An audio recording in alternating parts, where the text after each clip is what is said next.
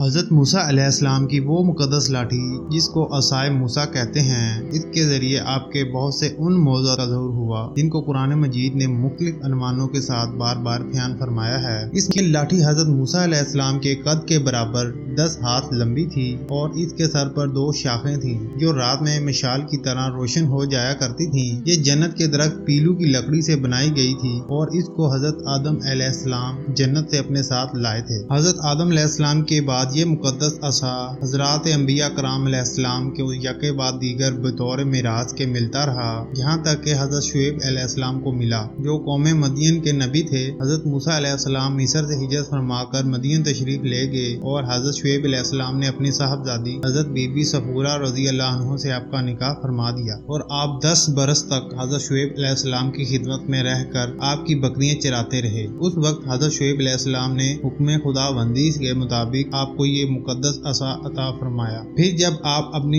زوجہ محترمہ کو ساتھ لے کر مدین سے مصر اپنے وطن کے لیے روانہ ہوئے اور وادی مقدس مقام طوا میں پہنچے تو اللہ تعالیٰ نے اپنی تجلی سے آپ کو سرفراز فرما کر منصب رسالت کے شرف سے سر بلند فرمایا۔ اس وقت اللہ تعالیٰ نے آپ سے جس طرح کلام فرمایا، قرآن مجید نے اس کو اس طرح بیان فرمایا ہے کہ اور یہ تیرے دائنے ہاتھ میں کیا ہے اے موسیٰ کہ یہ میرا عصا ہے، میں اس پر تکیہ لگاتا ہوں اور اس سے اپنی بکریاں پر پتے جھاڑتا ہوں اور میرے اس میں اور بہت سے کام ہیں۔ حضرت موسیٰ علیہ السلام اس مقدس لاٹھی سے مذکور والا کام نکالتے رہے، مگر جب آپ فرعون کے دربار میں ہدایت فرمانے کی غرض سے تشریف لے گئے اور اس نے آپ کو جادوگر کہہ کر جھٹلایا تو آپ کے اس عصا کے ذریعے بڑے بڑے معجزات کا ظہور شروع ہو گیا۔